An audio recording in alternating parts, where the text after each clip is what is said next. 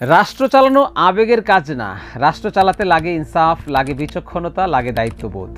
আমরা বহু বছর ধরে দেখেছি ক্ষমতা মানেই সুবিধা, কিন্তু ইনসাফ মানেই দায়িত্ব। এই কথাটা খুব কম রাজনীতিক মনে রাখে।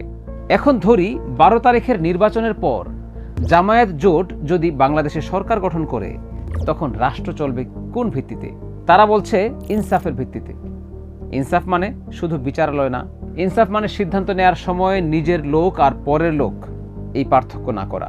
জামায়াত জোট যে রাজনীতি করে, সেখানে ক্ষমতা কোনো ব্যক্তির সম্পত্তি না, ক্ষমতা একটি আমানত, আর আমানতের হিসাব দিতে হয়। এই কারণেই জামায়াত দুর্নীতিকে ম্যানেজ করা যায় এই ভাষায় দেখে না। দুর্নীতি মানে বিশ্বাসঘাতকতা, সেটাই তারা মনে করেন। রাষ্ট্র পরিচালনায় বিচক্ষণতা মানে কি? হঠাৎ সিদ্ধান্ত না, দীর্ঘমেয়াদী পরিকল্পনা, লোক দেখানো পরিকল্পনা না, মানুষের কাজে লাগে এমন ব্যবস্থা। শিক্ষা হবে এমন যেখানে সন্তান শুধু চাকরি খুঁজবে না, দায়িত্বশীল নাগরিক হবে।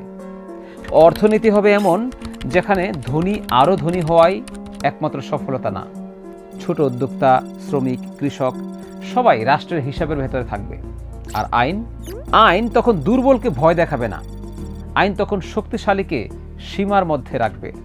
ধর্ম এখানে বিভাজনের হাতিয়ার হবে না, ধর্ম এখানে নৈতিকতার মানদণ্ড হবে। ন্যায়, দয়া, সততা এই তিনটাই হবে শাসনের ভাষা। আমি বলছি না জামায়াত জোট মানেই ভুল থাকবে না, আমি বলছি জামায়াত জোট মানেই ইচ্ছাকৃত অন্যায়কে নীতি বানানো হবে না। এই নির্বাচন কোনো দলকে অন্ধভাবে সমর্থনের নির্বাচন না, এই নির্বাচন ইনসাফকে সুযোগ দেওয়ার নির্বাচন।